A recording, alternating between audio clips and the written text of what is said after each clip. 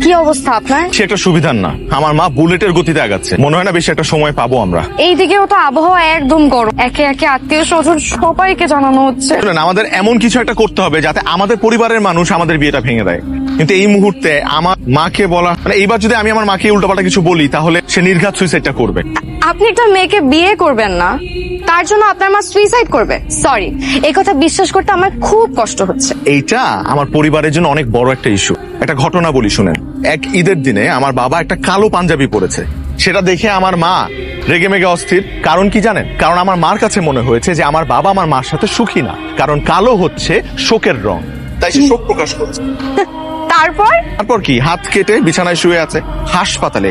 আমরা লিটারালি ঈদের দিনটা হাসপাতালে কাটিয়েছি। Can you believe it? My God, এটা তো খুব ভয়ঙ্কর ব্যাপার। আমি হাসবো না কাঁদবো কিছুই বুঝতে পারছি না। আপনার কিছুই করতে হবে না, আপনি শুধু আমাকে বলেন যে এই মুহূর্তে মানে আমি আমার মাকে কি করে বলি, মানে এটা কি আমার পক্ষে সম্ভব?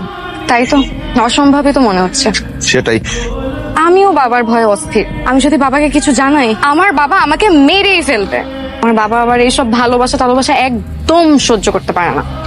আমার মাথায় একটা বুদ্ধি আছে, শুনেন। আপনি আপনার কোনো বন্ধুকে দিয়ে আপনার বাবাকে কল করেন, কল দিয়ে আমার সম্পর্কে আজে বাজে কথা বলেন, বলেন আমার মাথা থেকে পা পর্যন্ত আপাদমস্তক সব খারাপ, সব। ধুর, আমার বাবা এই কথা জীবনেও বিশ্বাস করবে না। আমরা ট্রাই করে তো দেখতে পারি।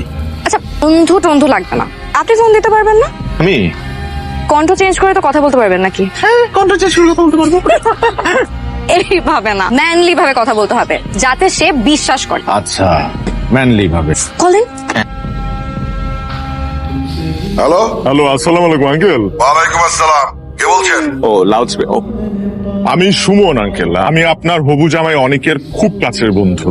কি জানো আমার কাছে? আপনার হবু জামাই অনেক সম্পর্কে কিছু ইনফরমেশন দিতে চাই। কেল, এই অনেক ছেলেটা খুব খারাপ, আচ্ছা, অনেক মেয়ের সাথে ওর সম্পর্ক ছিল, এখনো আছে। ও তো একবার মামলা খেয়ে হাজতও খেটেছে। ওর চরিত্র ভীষণ খারাপ আঙ্কেল, ভীষণ। আচ্ছা। আচ্ছা, কি ব্যাপার আঙ্কেল? আপনার মেয়েকে যার সাথে বিয়ে দিবেন তার সম্পর্কে এত বাজে বাজে কথা শোনার পর আপনি তো আচ্ছা বললেন? আঙ্কেল প্লিজ, আঙ্কেল আপনার মেয়ের জীবনটা এত সহজে নষ্ট হতে দিবেন না আঙ্কেল, প্লিজ। তোর কথা শেষ? আপাতত শেষ। তোর 32টা দাঁত খুলে ফেলে দেবো, আরামজাদা। তুই যদি অনেকের বন্ধুই হবি তাহলে ওর নামে আজে বাজে কথা বলছিস কেন?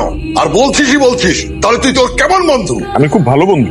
তাই তোর অ্যাড্রেস দে, তোর অ্যাড্রেস দে, আমি তোর সাথে দেখা করবো। তুই যা যা বলছিস তার প্রমাণ দিবি, আর যদি প্রমাণ দিতে না পারিস আমি তোকে পুলিশে দেবো। আমার ছোট ভাই এসপি। আসসালামু আলাইকুম আঙ্কেল, ভালো থাকেন। দাঁড়া, এটা কি করলেন আপনি? এইভাবে কথা বললে কেউ বিশ্বাস করবে? আপনি আমাকে আগে বলেন নাই কেন যে আপনার পরিবারের আত্মীয় স্বজনরা ডিফেন্সে আছে?